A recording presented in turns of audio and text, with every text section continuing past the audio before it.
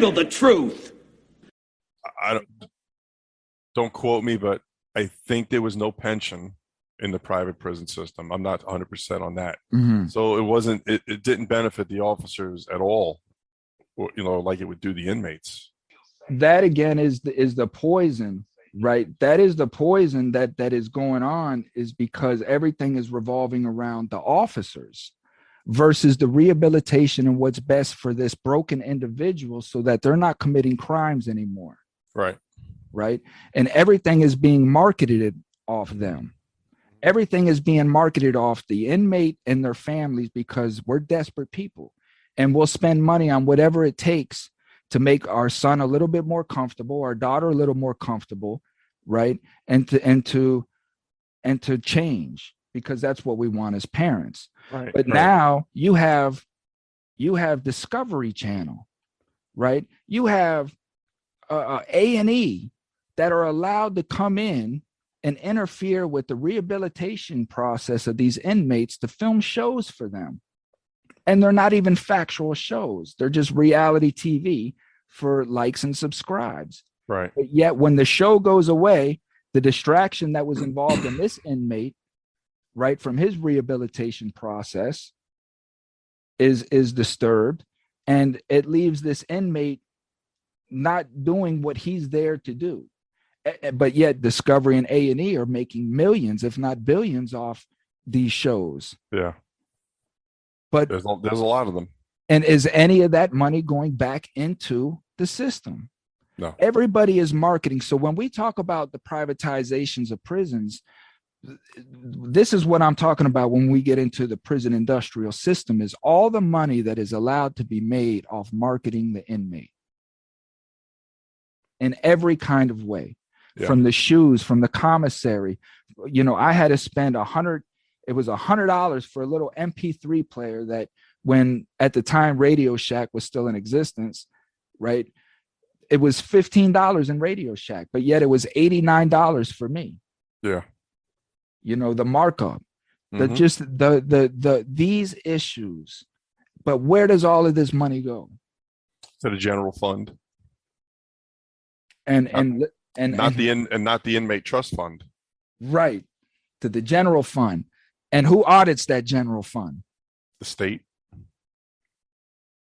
Right. So these are the issues. Just like the state audits themselves, with the ACA, when they come in and do the inspections in the prisons. It's all state.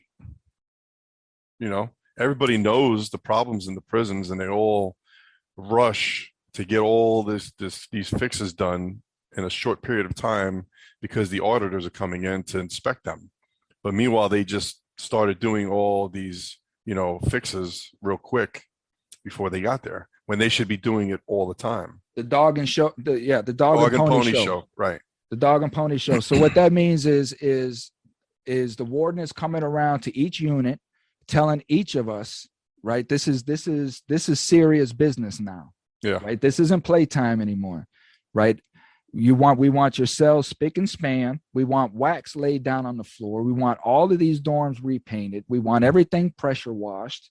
We want flowers out in front of the units because people from Washington are coming. Yep. And then guess what? If we get a good grade, we'll give you guys a good chicken dinner. Yeah. We'll give you guys a real good meal that night. I pretty much summed it up.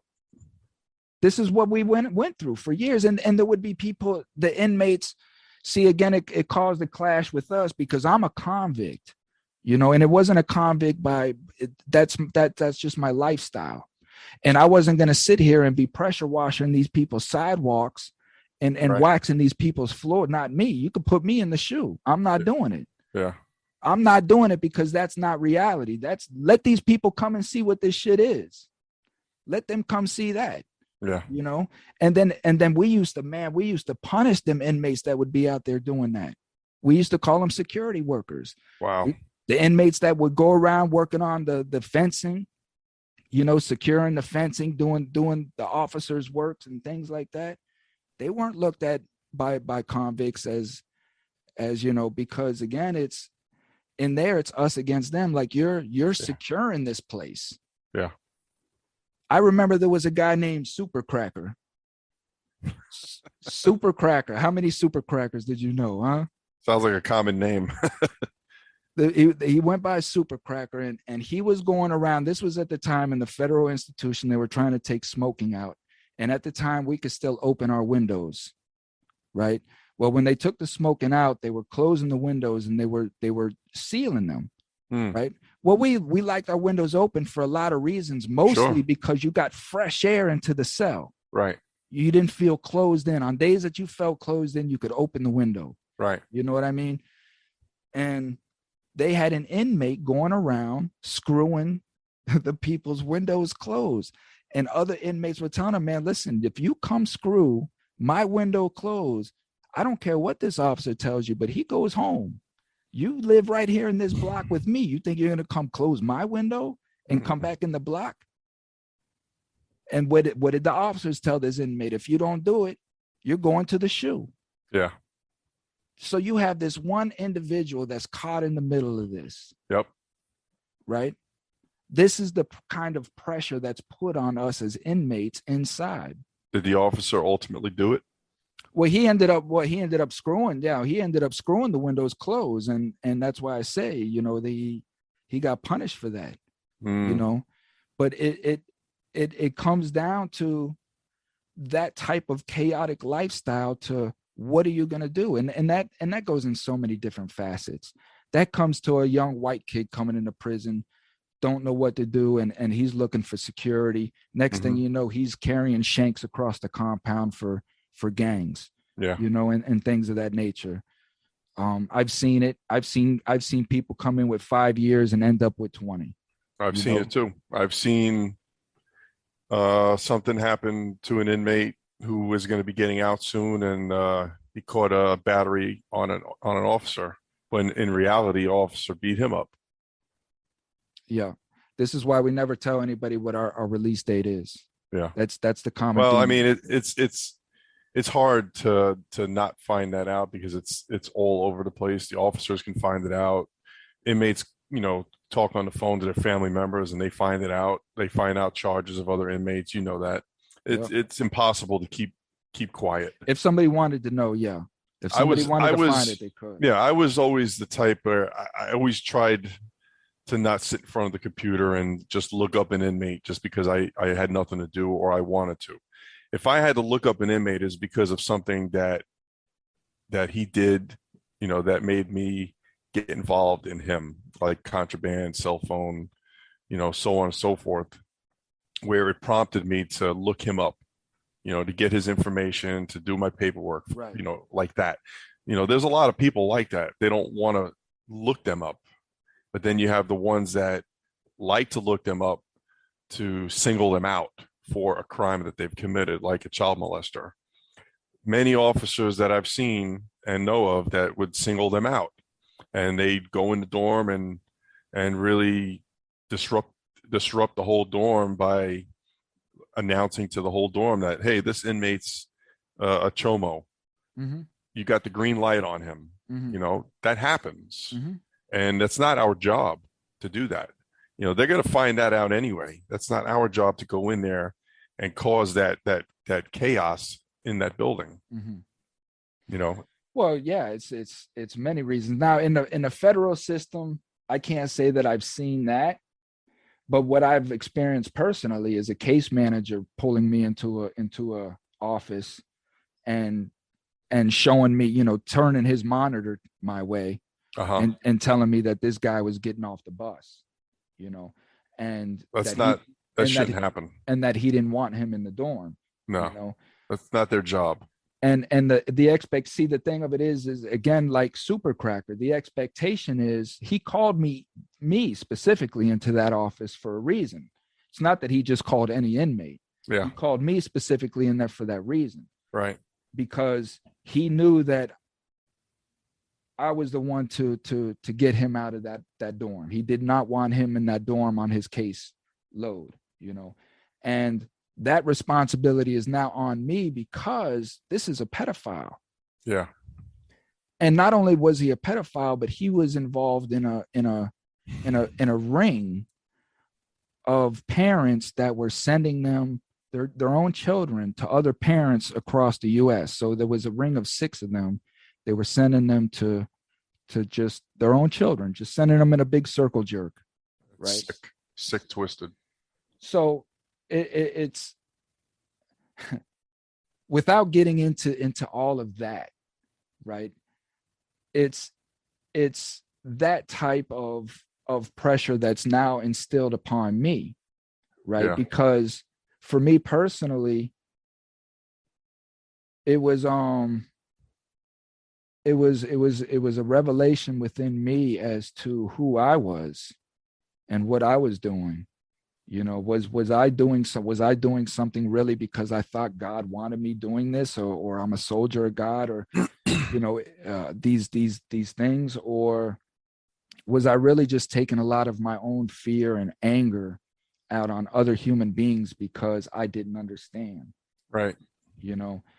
And once I really started understanding that, a lot of change, occurred within me. But these are the instances that happen. Mm-hmm. Yeah.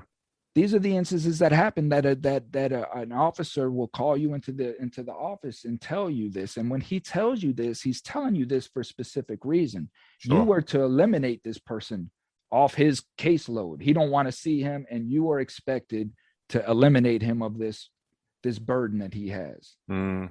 And if you don't, guess what? Your cell's being tossed. Yeah. You may have a shank planted up under your mattress. Yeah. You know what I mean? These things occur to you. So I'll tell you 2 stories about shanks being planted, and these are true stories. So first story, I had an inmate at Lake CI he was a hierarchy inmate. Okay. He was running the whole tobacco thing. He was moving them across the compound, whatever. I was trying to catch him because for me, that was contraband, and he was, running an operation. People might see it differently than I do, but that's what that's how I looked at it. So I was constantly on the move to try to catch this guy with a whole bunch of cigarettes, cell phone, whatever. So I couldn't catch him because he was good. He was good at avoiding me whenever I was working. He would just not do anything when I was working. So I had a sergeant that came up to me, and he was like, "Hey, you got a problem with this inmate? We could take care of it." I says, "Well, what do you mean we could take care of it?" He said, "We can go plant a shank on him, and we could just get him transferred out of here, and we'll be done with him." Mm-hmm. I says, "Listen, that's not what I'm about. Okay, I don't have to do that to catch him. It's not that urgent to me to go do that just to get him off the compound. If I'm going to catch him, I'm going to do it my way. I'm going to do it the right way." Okay. That's one instance about planting shanks. The second one was I did a search and I found a shank, and every time we get, you find contraband, you're supposed to do your report. So I'm sitting in the captain's office and I'm writing my report on the computer, and the shank is on the desk right next to me. The captain's sitting across from me, and the warden comes walking in, and it's a female warden. I'm not going to say her name. And she walks in, "Hello, how you doing?" And she sees the shank on my desk, and she picks it up, and without hesitation, she's like, "Oh, who could we plant this on?" And then she realized real quick that it was me sitting there, and she's like, "I mean, who could we find this on?" And I'm just in my computer like this. I didn't even want to look up with her because I was just in disgust. And I look over at the captain, and he looks at me with that look like, like, don't say nothing, or, because he knew it was me, and he knows how I am with reporting stuff. Warden. Yeah, this was the warden. And this goes back to what I said earlier about the leadership. If you have leadership has that mentality, what is she allowing to do in the prison? Right. And that shank can get somebody up to 5 years additional on their time. Absolutely. I was in total disgust after that. I mean, to have a warden say something like that in front of you. Right. Now think about the mother, right? Who's already stressing over their child being in prison, who's in our community now. This is our community, that this mother has to deal with the fact that a shank, you know what I mean? Yeah. Their son or daughter is being persecuted for a shank, and they're telling them, Ma, the cop planted it on me. The cop planted it on me. Right. You know, these are the end results that this warden doesn't have to live with, because wardens get paid how much a year? Roughly 80 something thousand, I think, right now. At the state level. And federal, they're well off into sixes. Yeah, probably more. But see, the thing is she could have turned around to that captain and says, go plant this on somebody. I want to see the report. I want to see who it is. Let's do something. That's just the power that they have. And it's unchecked because we don't care in the community, because they're criminals. There's no accountability in there if that was to happen, because the system is going to believe the officers over the inmate, especially in DOC. Because if they go plant that shank on an inmate, how is he going to defend himself? You know, he can't use another inmate as a witness, because that's not going to work. There is no defense. Right. There's none. I can tell you on the other side, there's none. And that was my worry all the time, was one of these cops planting something on me. Yeah, that's a problem. I always had inmates, you know, because we watch out for ourselves in that fashion. Yeah. You know, if a guard was in my cell, no matter where I was at on the yard, somebody would come and tell me, man, hey, such and such is in your cell right now. Yeah. You know what I mean? And I would be right back, hey, what you doing in my cell? Yeah. You know? Well, with me is, if I even went near a building, everybody was already on high alert, because I had that reputation that if I went into a building that I didn't work in, I'm going in there to find something. And normally 9 times out of 10, I walked out of that building with something. Oh, you was a walker. Oh, yeah. You was a walker. You was the one finding all the hooch and everything, huh? Yeah, I found everything. I mean, don't get me wrong. I'll never deny it. You know, there were inmates that gave me information. But to see, the thing is, it's ironic, because the officers that are doing bad things, you know, they'll come to me and they'll say, oh, you find this stuff because you're using snitches. But one thing that they're not saying is that they do the same thing, but they do it to do something a different way. They'll get information on another inmate to try to not take what they have, but to make money on what they have. There's a difference. You know, I would take things because it was my job to search. Other people would do things because they had a different agenda. You know, they would take something from an inmate and give it to one of their boys, or they would take something from an inmate, plant it on an inmate that they didn't like, or they wanted off the compound. Things like that is what they would do. You know, they're all big on the word snitch, that, oh, I'm a snitch, or I'm using snitches, but yet they do exactly the opposite of what I do. You know, well, we know that evil breeds hypocrisy. I mean, that's all part of what evil is, you know, is hypocritical in itself. And let me see, because there was always differences, right? So we used to have this one dude that came out of the military, and he was a walker, man. Every 15 minutes he would do his rounds. Yeah. You know what I mean? Yep. And the thing of it was that over time, of course, it's an irritant to us, right? Because we're hustling and we're trying to make money and we're trying to support. We got our own things going on. Like life is life. Life don't stop because we're in prison. Like there's still things that has to be done. Right. You know,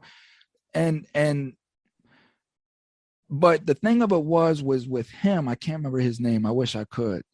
He respected the inmate, right? He just did his job. And we understood that this is just an individual that does his job. We can't run tattoos at this shift. We can't do this here. We have to keep things on the low because freaking Knuckle Nuts is coming in here, and you know he's going to walk every 15 minutes. You know, that's exactly how they treated me. But it was still a common understanding that this was just a man doing his job. Right. And the safety in that for us was I never felt like he would ever plant anything on me. You know what I mean? I never felt like he would lie on me. Right. He would tell the truth as for what he saw it. Right. That's exactly how I got treated. And every dorm I've ever worked in, that's, why the inmates respected me. They knew I was there to do a job. They knew they couldn't tattoo. They knew they couldn't be on a cell phone. They knew they couldn't smoke, because our security checks are every 30 minutes. Me, I was out there every 15, 20 minutes. I would randomly, be out there, and they knew that. So they knew when Sergeant Caruso was working, okay, we can't do this. We can't do this today. So we got to just lay on our bunks, chill out, read, be on the tablet or whatever. But at least they knew I wasn't going to plant shit on them. I wasn't going to lie on them. I wasn't going to take things from them that didn't belong to me. Mhm. I wasn't going to do any of that stuff, And I'll give you another example of how I did my job one time, and it was extremely difficult for me, and you'll understand why. I had an inmate that got beat up by an officer, right? And I heard about it, through inmate.com. You know that saying, right? Mm-hmm. So the inmate came to me one day and he told me what happened. And it was extremely difficult for me to say this, because I knew what the repercussions were. I says, do you want to write a witness statement?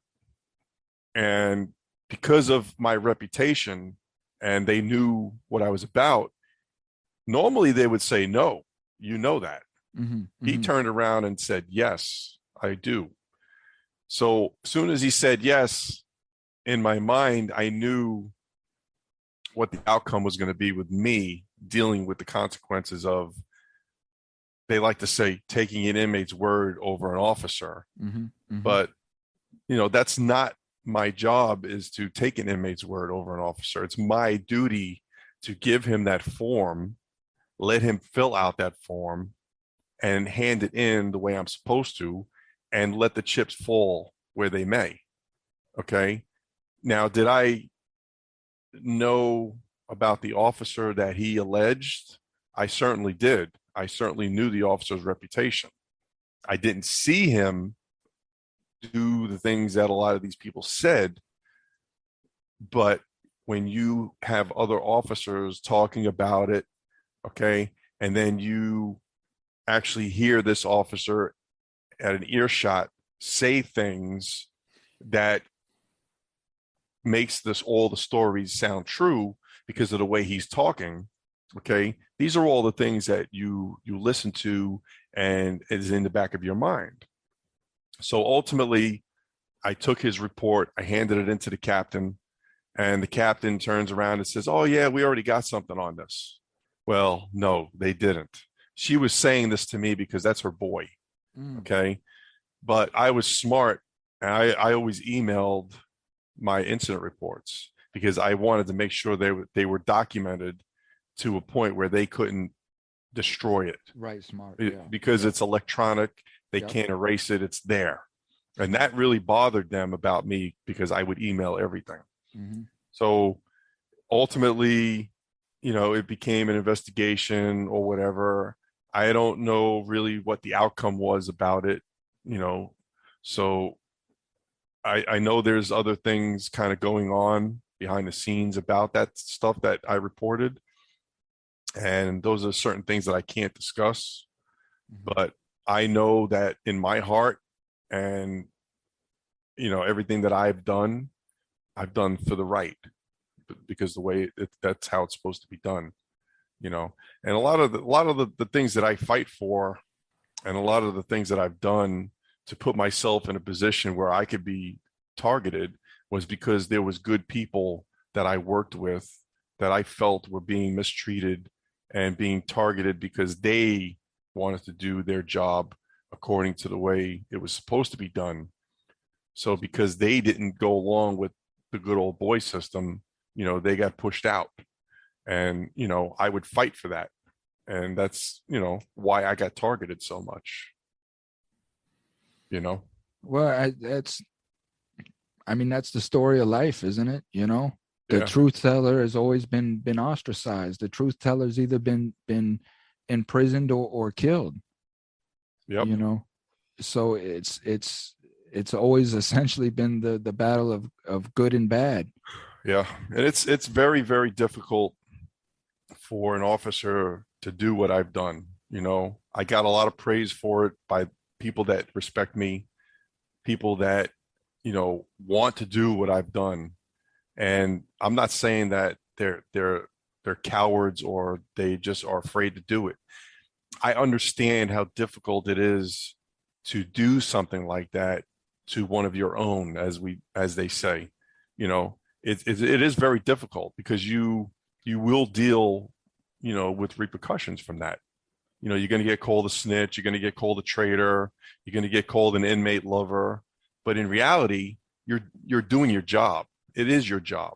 That's the Constitution. Well, it's the same on my side here. I mean, you know, like I said, a lot of inmates listen to my podcast, Right. and I'm sure a lot of inmates are probably, you know, well, convicts as well, is probably hearing a lot of the things that I said and like, why are you saying all this stuff? You know what I mean? Publicly or whatever. Right. You know, and you're not supposed to be telling us what, you know, telling what goes on inside and all of this stuff. But my job, I feel my responsibility to end the corruption that's being taken advantage of these individuals is for these individuals to stop doing what you do. Right. You know, I understand the gang's mentality, right? Of getting officers into place and getting, you know, I understand that, right? I do. I get it. And people have to hustle and people are tired of the government. I understand all of these ideologies. I do.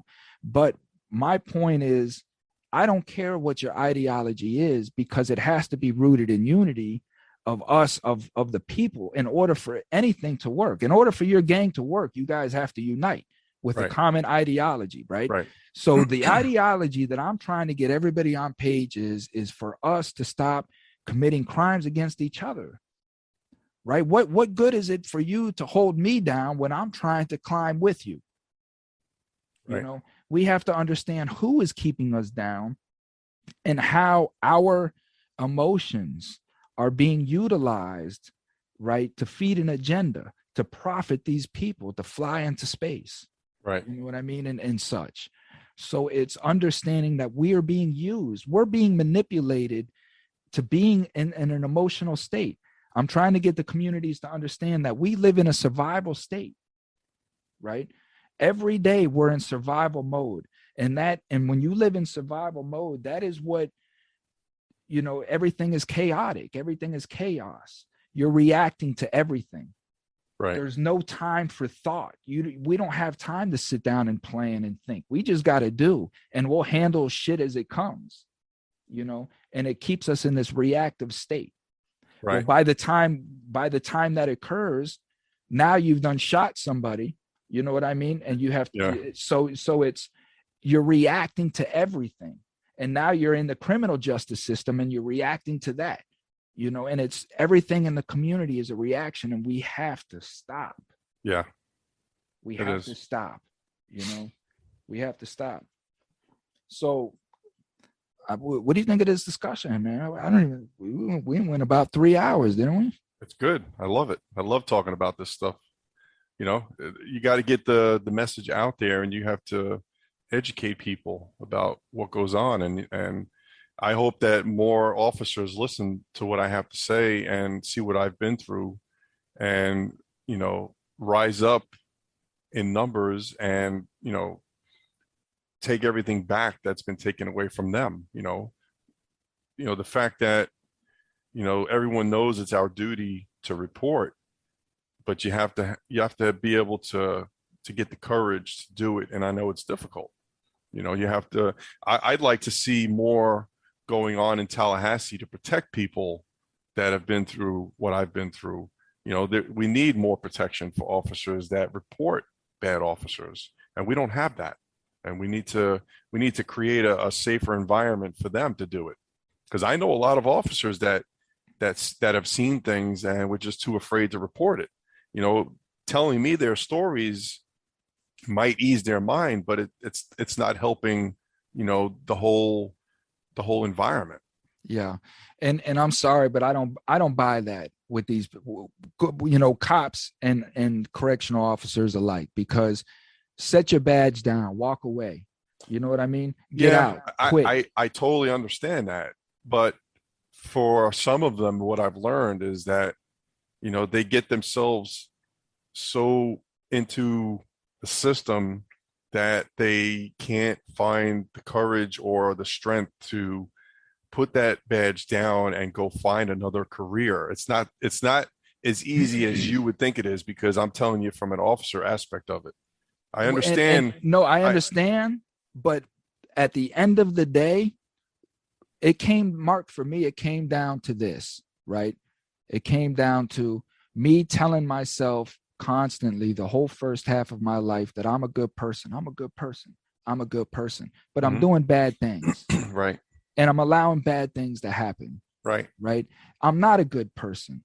And I had to come to that agreement with myself that I am not a good person, because good people don't steal. Good people don't allow things to be stolen. Good people don't do these things. So I want to be a good person. And when I change that verbiage about myself, I truly want to be a good person. How do I know? Because I've been a bad person and I don't like it. Right. Right. So I want to be a good person. Now, what does that take? Well, it takes this. It takes integrity. It takes being a man of what you say, being a man of your word, no matter what. If you give somebody your word, it's being reliable. It's being, it's being responsible and owning up to the things that you produce, no matter what they are, good or bad. Right. And it's about just being a leader and doing what you feel is right, and having some sort of beacon in that. And that is something that I start. Okay, so what does that look like? Well, he don't lie. He don't steal. You know what I mean? He don't take advantage of people. He don't manipulate people for self-gain. Right. No, but it's I can say that, but am I doing what it takes to be a good person? And I say that because, Mark, I understand what it is that you say. You've built a career. You don't, change is very, very hard. Right? It's very hard. Right.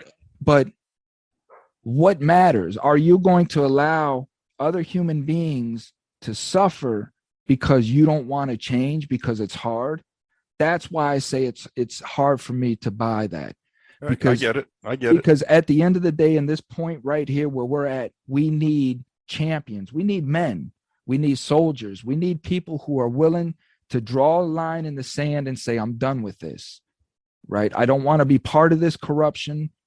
And that goes for every institution. That goes for Amazon workers. That goes for all of these people that are contributing to the detriment of our society. Right. Well, that's one of the reasons why the prison system in Florida is so shorthanded the way it is too. And not only the fact that, they have to report corruption, but now they're dealing with working 8-hour shifts because they changed it from 12. Now they got to work, practically 16-hour shifts, like 2, 3, 4 days in a row. And then they got to work 2 or 3 days on their off days that they're mandated to work overtime. So you don't have any life. You have no family time. So that's why the state of Florida is like 5,000 officers short, which is a big number. You can't effectively run a compound with one officer on the yard, a captain, and one officer in each dorm. You can't do anything. 5,000 officers short. Yes. Now that's a significant number, because that really interferes with the security, like you say, of the compound. Yep. How safe the inmates are on the compound. That affects a lot of the running. But stop locking these people up. Get these people out. Yeah. It's understanding that change has to occur. And then the last voting cycle that just came through, all the Republicans again sided on more security. So listen, man, it's a tough road, but it all starts with us standing behind each other and making a voice and making a stand. So again, it goes back to, I know things for me are going to turn around. And the reason why I say that is because, see, I consider myself pretty knowledgeable, pretty smart when it comes to certain things in the department. So I went and requested a bunch of emails for a period of time, not because I knew what to go after, because I was tipped off by somebody, because there are people behind the scenes that know when someone's doing the right thing and they want to help them. So I got a tip from someone to go after a certain amount of emails from a period of time, and I did this. So after paying for the emails, I got a surprising phone call, and the person that called me happened to be the secretary of the Department of Corrections, Mr. Ricky Dixon. You know the name? Mm-mm. Okay, he's the secretary of the department. So he calls me up and he's like, I know you've been through a lot of bad things with the department, and I knew what he meant. And he turns around, he says, I'd like to meet with you face to face and maybe have some coffee, and I want to make things right. Now, when someone says that to you, what does that mean to you? Well, that means that some sort of proposition is coming. Right. That's so, how I would just look at it as a proposition. Well, I kind of knew what he meant by that, and I suspect it might have been the emails. Mm-hmm. Because I know the man's background. I know he's been with the department 27 years. He knows what's going on. He knows who I am. He probably knows everything about me. He knows I'm running for office, whatever. Of course he does. He didn't get in that position if he didn't know. Right. So for me, I want to listen to him. I want to hear what he has to say. Now, I have other people telling me things in my ear about him, and I respect them. I know what they're saying. But for me, I still want to hear what he has to say. Of course. Because that's my job, and that's his job to say what he's going to say to me. He hasn't called me back yet. It's been over a month. I know things are going on behind the scenes. I'm starting to get emails that I paid for, but I know they're playing games with me because they're sending me emails that have absolutely nothing to do with me. I'm getting like crazy emails from like duty warden assignments, and I'm like, I ain't that stupid. I know this email is not mine. I don't belong getting this email, but they're sending it to me.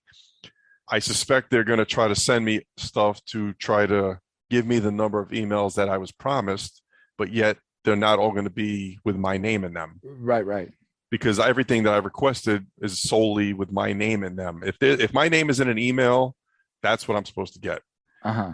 So now I'm starting to look at a lot of the emails, and I'm thinking to myself, wow, this captain was saying this captain was saying that, this captain's talking about me, this major's talking about me, because I'm getting all the emails. I'm seeing what's going on emails. So my attorney, she's going to handle it, because ultimately I'm pretty sure I'm going to wind up having to sue the state, to get the right emails, because this man is not going to call me for nothing. Mm-hmm. He's not going to call me, no question, because he feels bad for me because what I've been through. Let's just be clear about that. Okay. I understand that.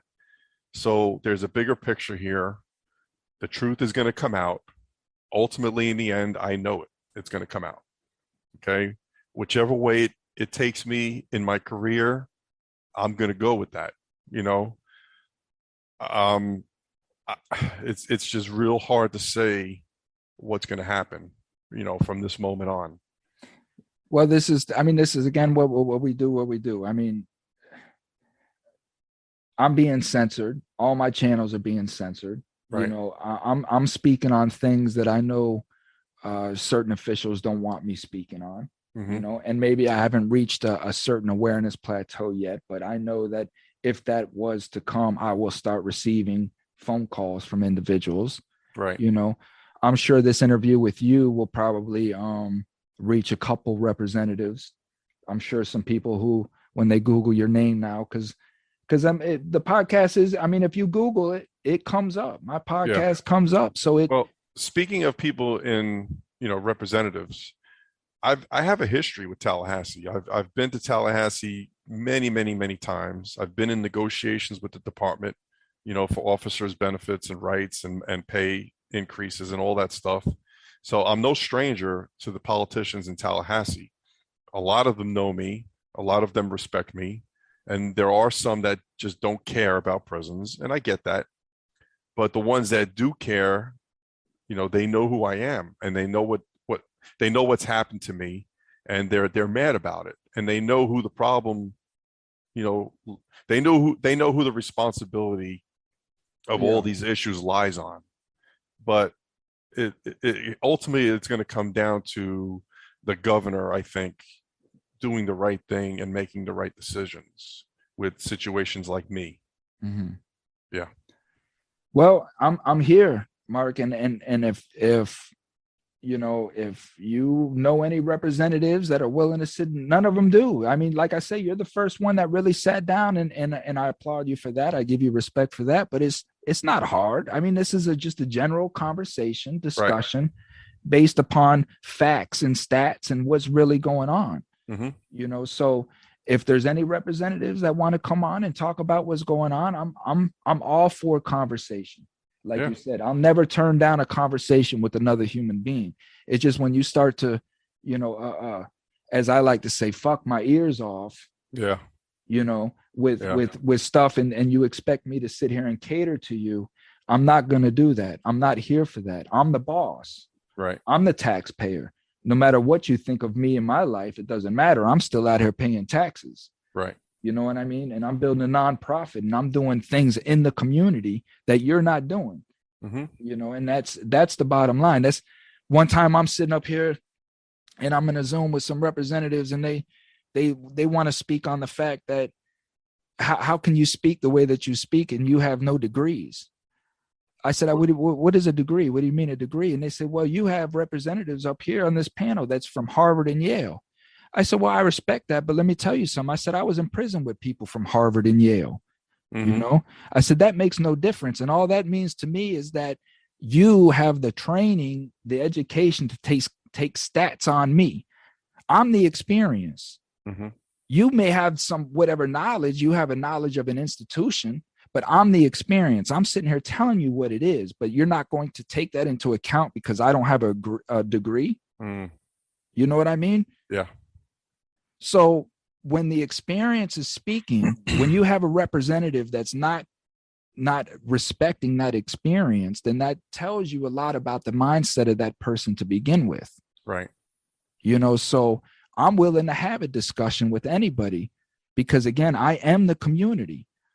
And if representatives really truly want to know what's going on in their community, I can tell them. Yeah. And I can bring people on to tell them too. I can too.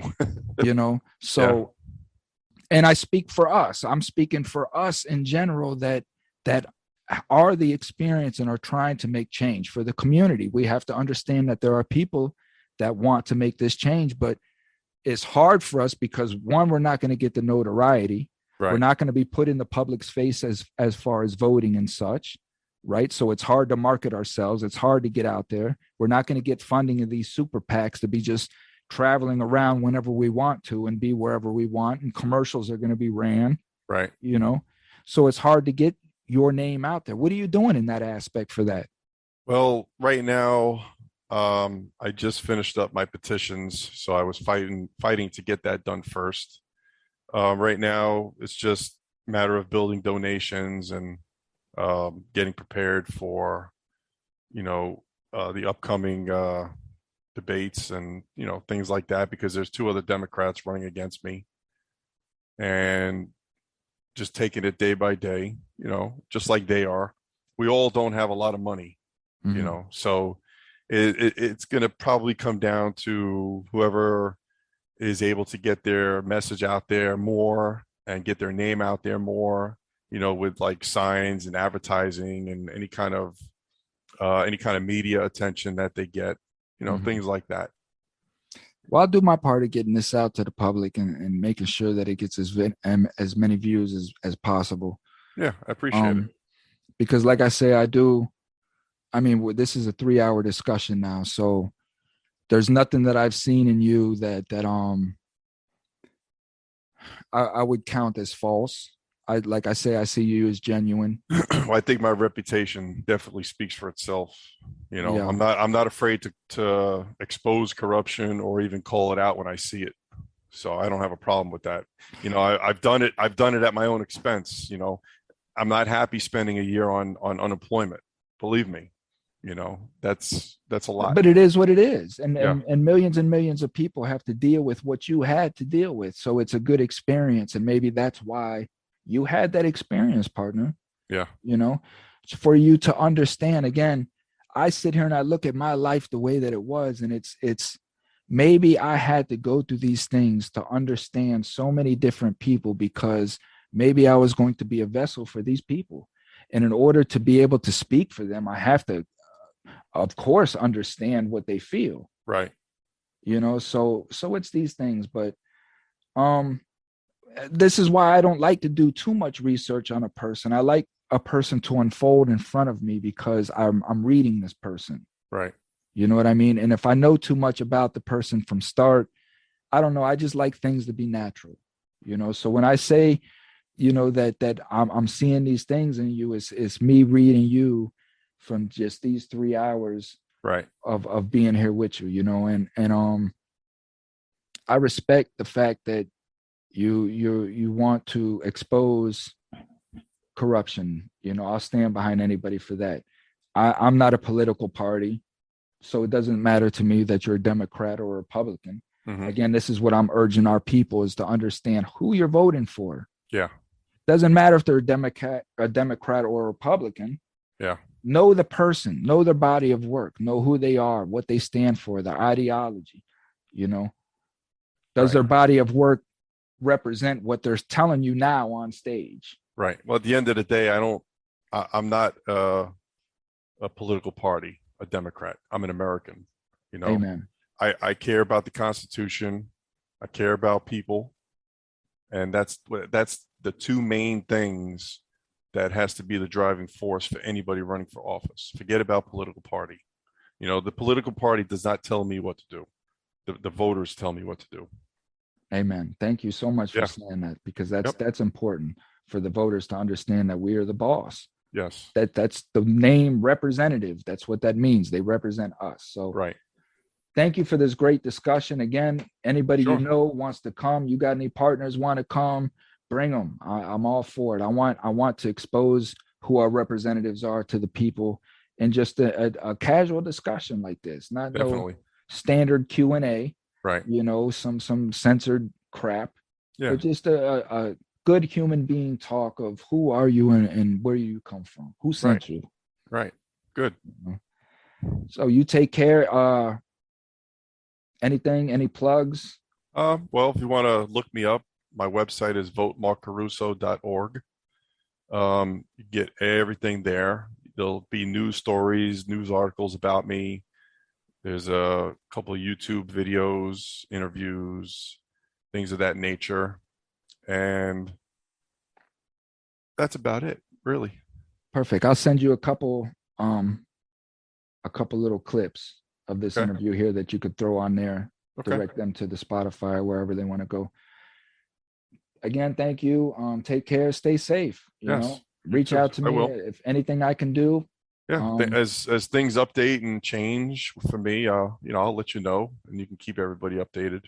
No question. I'm gonna guess that there's going to be some things going on in the Department of Corrections with me, no doubt about that. So we'll keep everybody up to date with that. I'd love to be involved in any of that. Yeah, it is. It's good to be involved with it, and know that hopefully positive changes are happening. I'd love to have a discussion with these people. I'd love to have a panel. Let's sit down and have a discussion with these wardens and the IG and all these people. I know they won't. No. Because they can't. No. Because they can't. True. And these are public entities. Right.